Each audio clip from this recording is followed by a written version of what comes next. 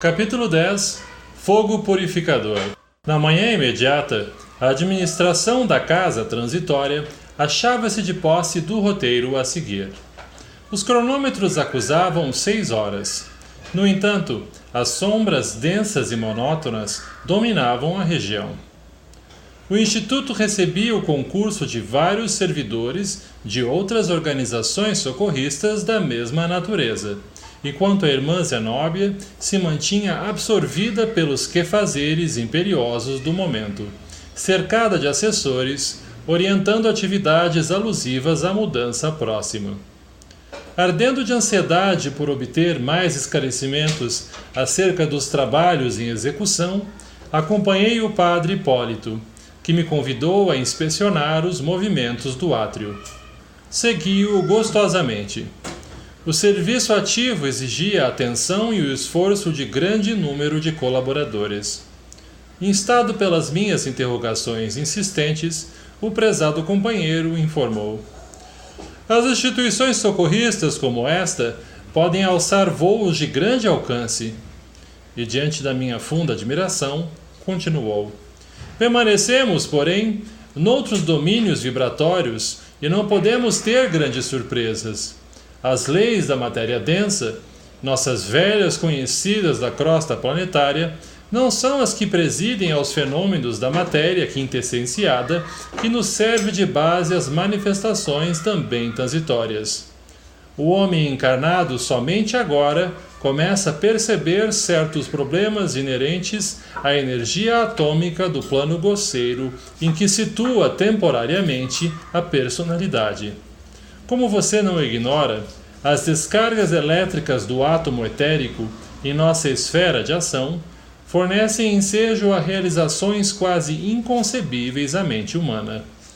Nos círculos carnais, para atendermos aos nossos enigmas evolutivos ou redentores, somos francos prisioneiros do campo sensorial, prisioneiros que se comunicam com a vida infinita pelas estreitas janelas dos 5 sentidos.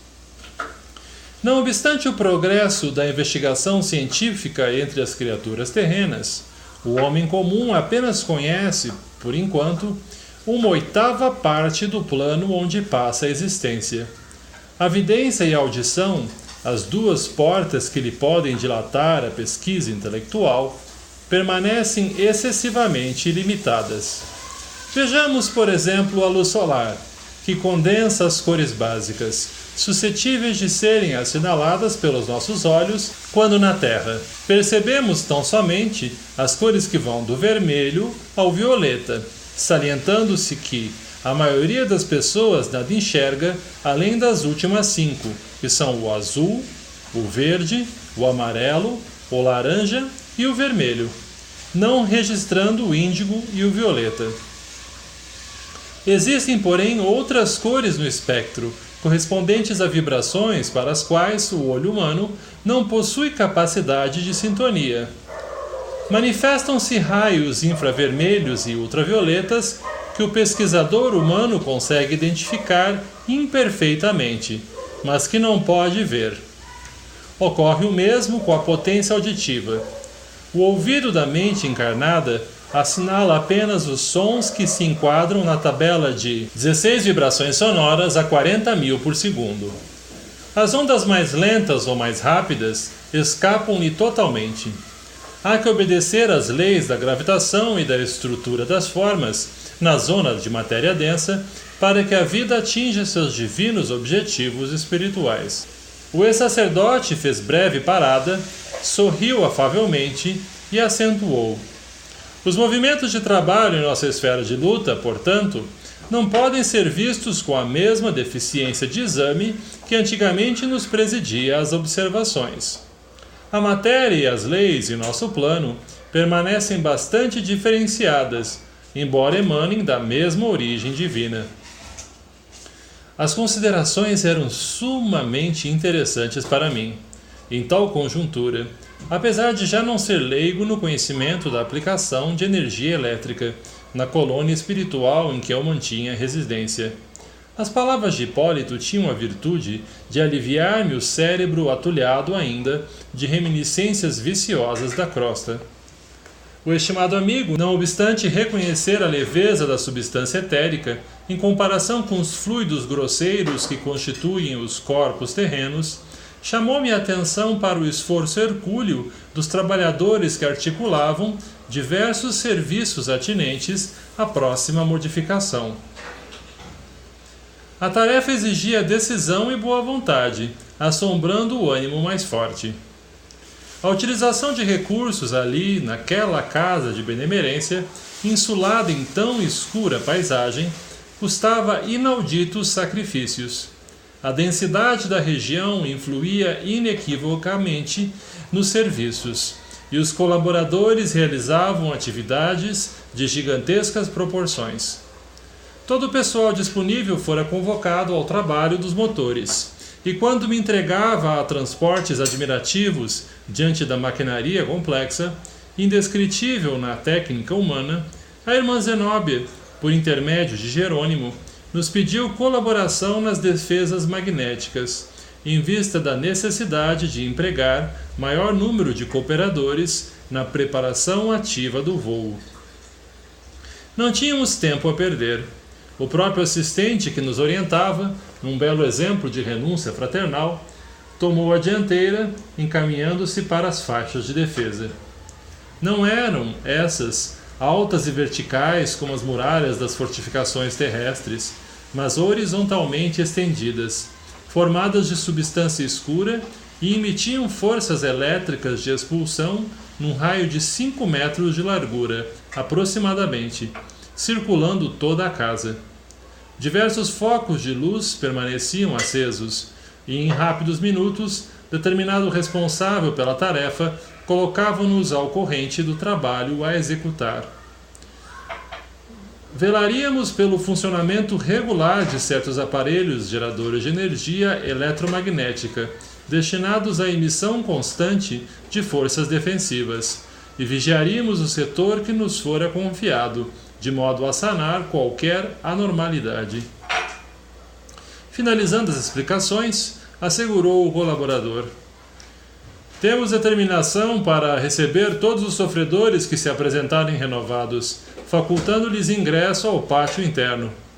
Nas últimas horas, a irmã Zenóbia e os demais administradores da instituição ordenaram o acolhimento a todos os transviados que se aproximassem de nós com sinais legítimos de transformação moral para o bem. Certo, Jerônimo estaria informado quanto às providências necessárias. Entretanto, desde de minha ignorância, não contive interrogação. Como nos asseguraremos, porém, da renovação a que alude? O prestimoso assistente não permitiu que o interpelado me respondesse. Adiantou-se ele mesmo e informou: os sofredores já modificados para o bem apresentarão círculos luminosos característicos em torno de si mesmos. Logo que estejam onde estiverem, concentrem suas forças mentais no esforço pela própria retificação. Os outros, os impenitentes e mentirosos sistemáticos, ainda que pronunciem comovedoras palavras, permanecerão confinados nas nuvens de treva que lhes cercam a mente endurecida no crime. O esclarecimento era bastante significativo e silenciei, satisfeito, compreendendo, mais uma vez, a grandeza da purificação consciencial, em lugar dos protestos verbalísticos que se fazem pelos jogos brilhantes da palavra. Entregávamos-nos, tranquilos, ao trabalho, quando o indescritível choque atmosférico abalou o escuro céu. Clarão de terrível beleza varou o nevoeiro de alto a baixo, oferecendo, por um instante, assombroso espetáculo. Não era bem o relâmpago conhecido na crosta, por ocasião das tempestades, porquanto as descargas elétricas da natureza, sobre o chão denso, são menos precisas no que se refere à orientação técnica de ordem invisível. Observava-se ali o contrário. A tormenta de fogo ia começar, metódica e mecanicamente. Dominou-me angustioso pavor, mas o assistente Jerônimo revelava-se tão calmo que a sua serenidade era contagiante. É o primeiro aviso da passagem dos desintegradores, explicou-nos solícito. À distância de muitos quilômetros, víamos os clarões da fogueira ateada pelas faíscas elétricas na desolada região. Decorridos alguns minutos, chegaram novos reforços para a guarda. Todos os servos do bem em trânsito na casa transitória foram chamados a cooperar na vigilância.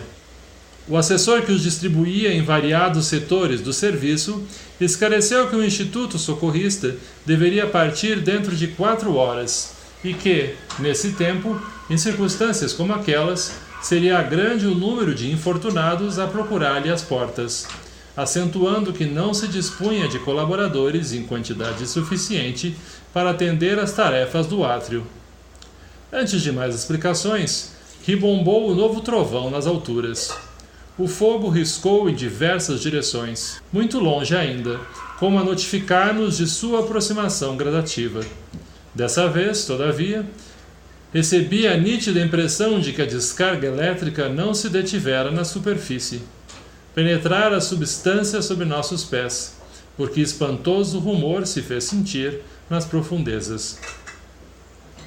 Muitas vezes ouvira viajantes que afrontaram sinistros do mar, e todos eram unânimes em asseverar a beleza cruel das grandes tormentas no dorso do abismo equóreo, bem como afirmavam que viajor algum, por mais incrédulo, conseguia subtrair-se às ponderações místicas da fé perante o turbilhão escachoante do desconhecido.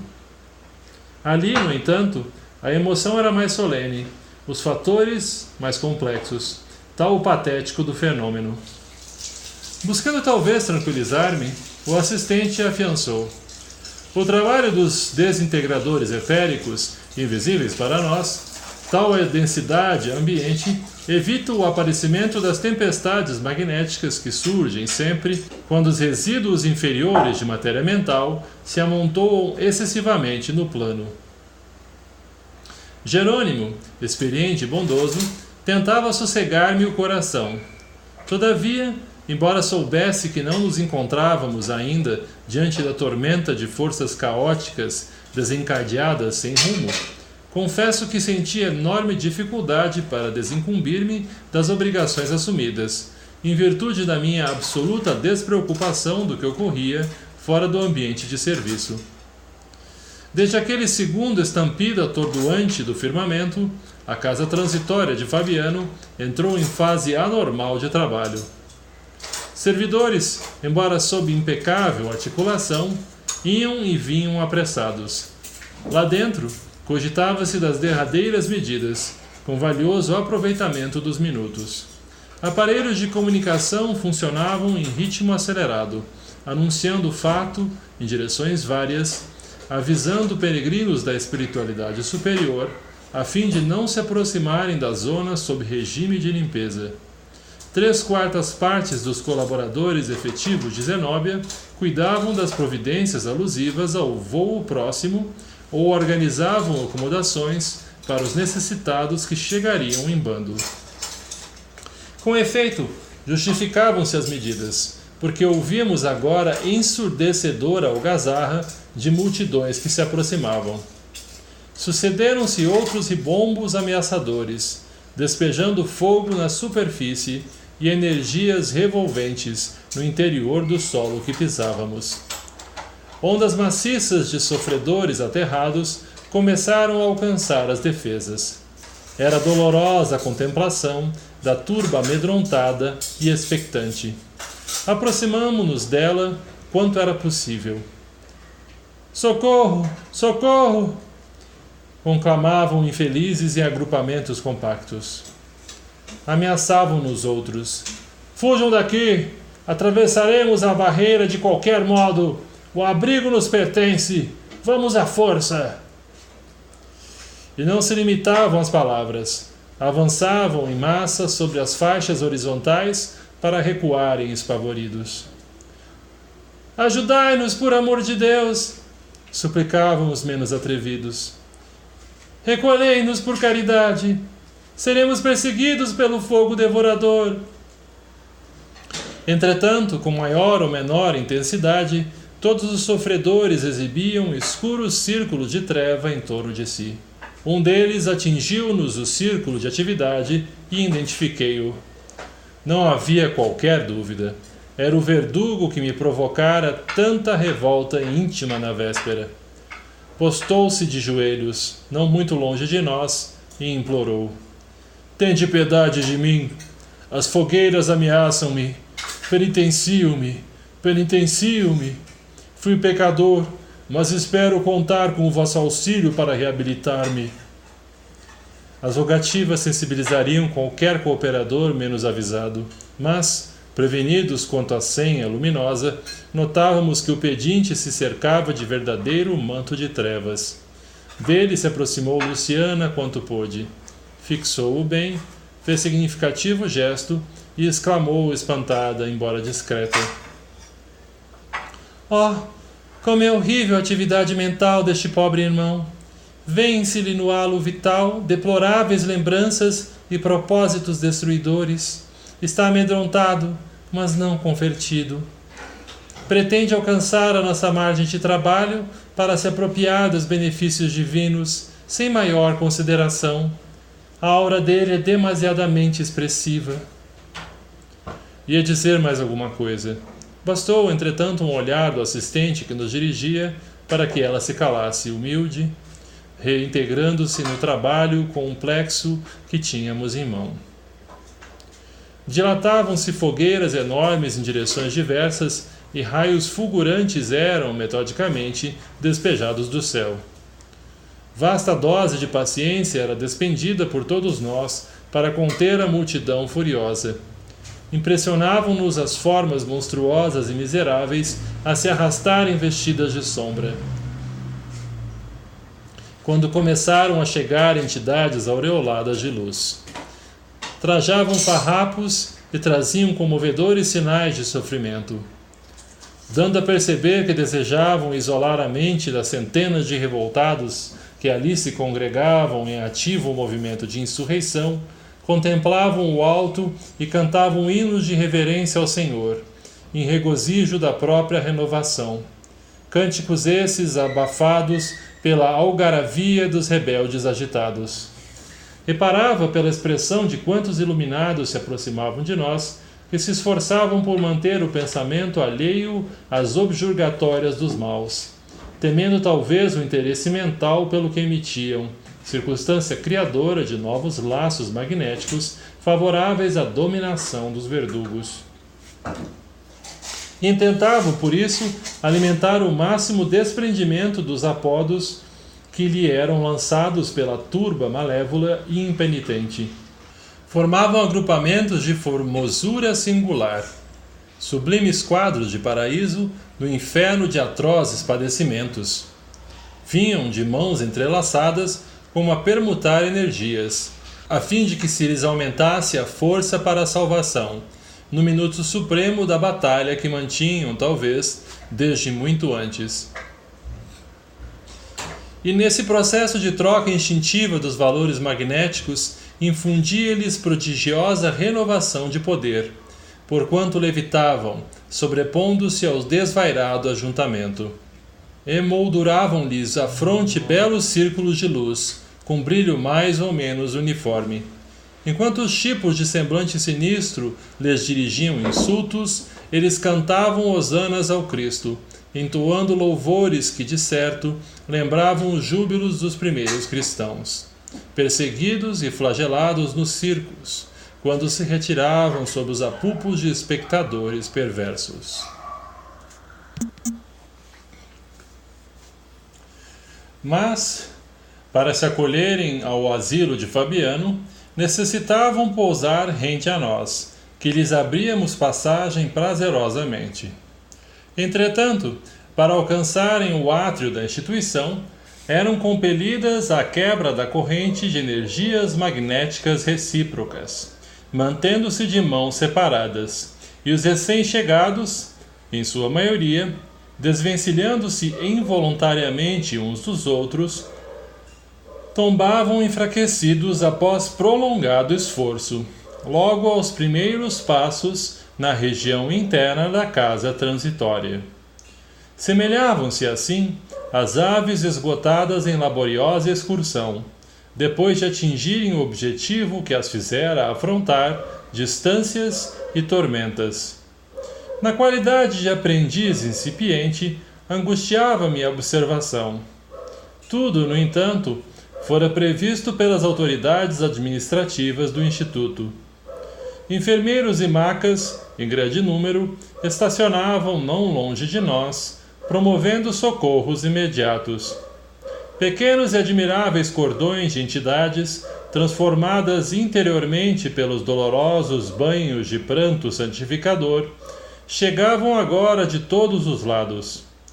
E as hordas ferozes e irônicas, rodeadas de trevas, multiplicavam-se também, em turbas compactas, ferindo-nos a audição com blasfêmias e injúrias contundentes.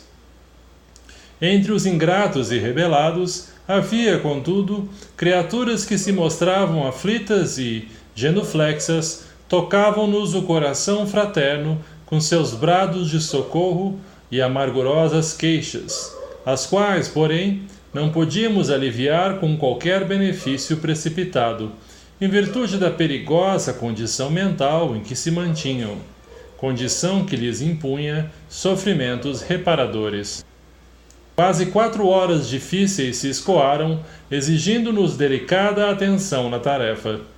E agora a paisagem era mais sufocante, mais terrível. Serpentes de fogo desenovelavam-se dos céus e penetravam o solo, que começou a tremer sob os nossos pés. O calor asfixiava. Sentindo os elementos vacilantes que nos ladeavam, recordei velha descrição do maremoto de Messina, em que, sob o auge do pavor, diante da natureza perturbada, não sabiam as vítimas como se colocarem a caminho do salvamento, porquanto em torno a terra, o mar e o céu se conjugavam num ciclópico e sincrônico arrasamento. A instituição, com a cooperação de todos os administradores e auxiliares, operava com indescritível heroísmo. Com franqueza, de minha parte aguardava, ansioso, o sinal de regresso ao interior, tal a impressão desagradável de que me sentia possuído. Fitas inflamadas do firmamento caíam sempre, em meio de formidáveis explosões, oriundas da desintegração de princípios etéricos. Quando tudo fazia supor que não havia nas vizinhanças entidades em condições de serem socorridas, soou a clarinada equivalente ao toque de recolher. Enfim, suspirei aliviado. Consoante instruções recebidas, abandonamos os aparelhos eletromagnéticos da defensiva em funcionamento indiscriminado e afastamo-nos apressadamente. Sorvedouros de chamas surgiam próximos e tamanha gritaria se verificava, em derredor, que tínhamos perante os olhos perfeita imagem de vasta floresta incendiada, a desalojar feras e monstros de furnas desconhecidas. Atravessamos o pórtico do asilo, seguidos de todos os companheiros que ainda se conservavam no exterior. Escutávamos agora o ruído leve dos motores. Lá fora, espessos bandos de entidades perversas tentavam ainda romper os obstáculos, invadindo-nos o abrigo prestes a partir. Aflitiva inquietude empolgava-me.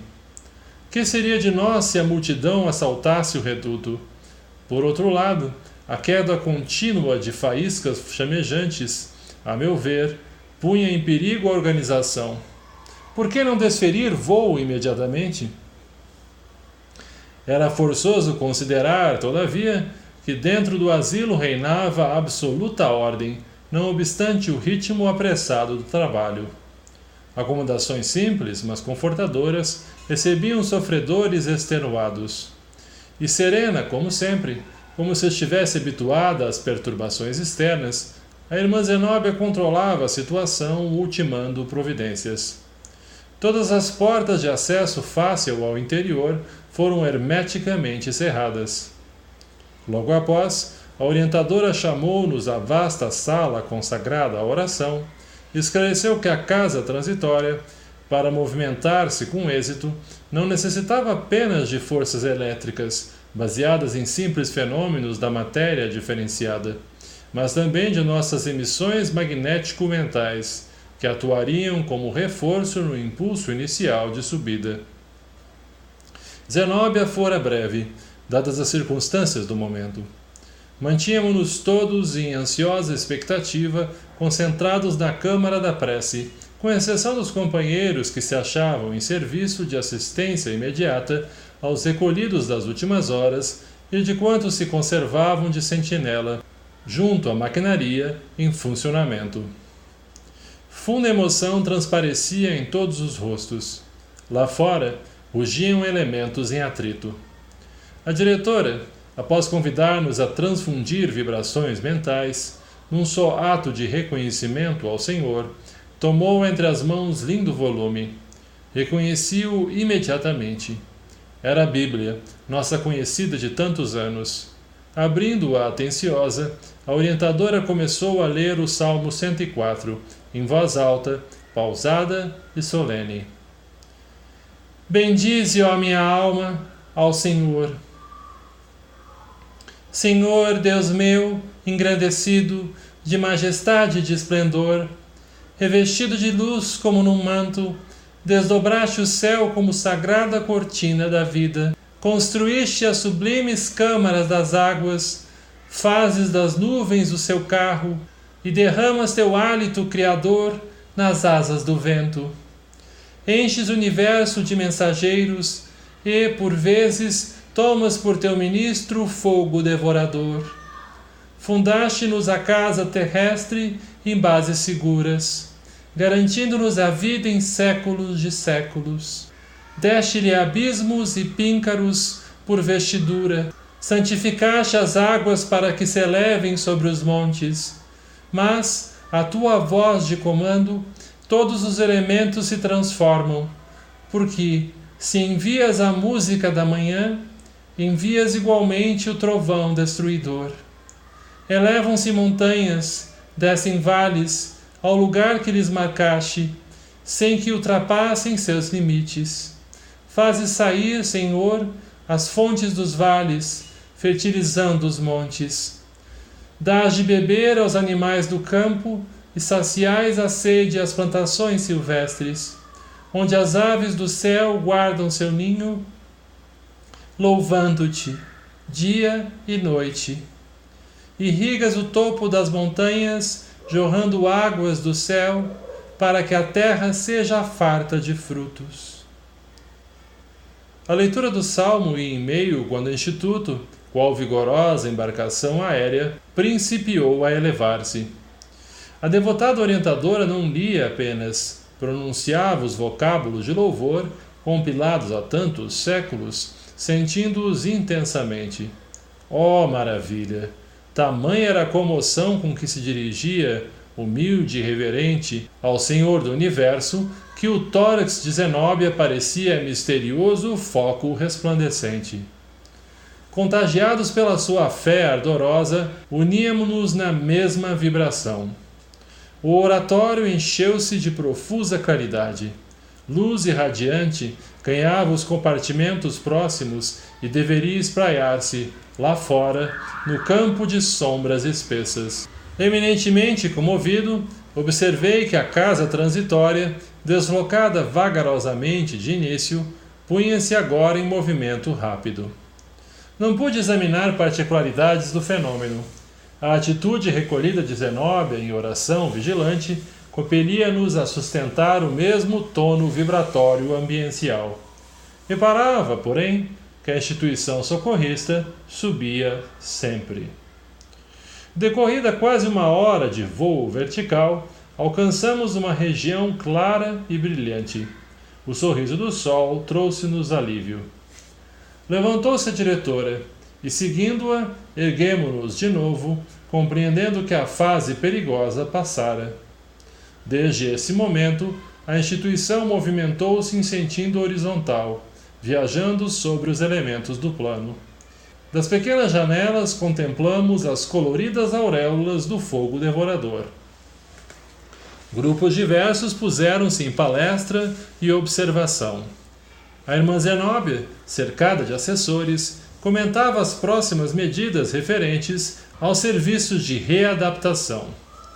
Aproximando-me do assistente Jerônimo e do padre Hipólito, que trocavam ideias entre si, passamos a analisar a grandeza do trabalho sob nossos olhos.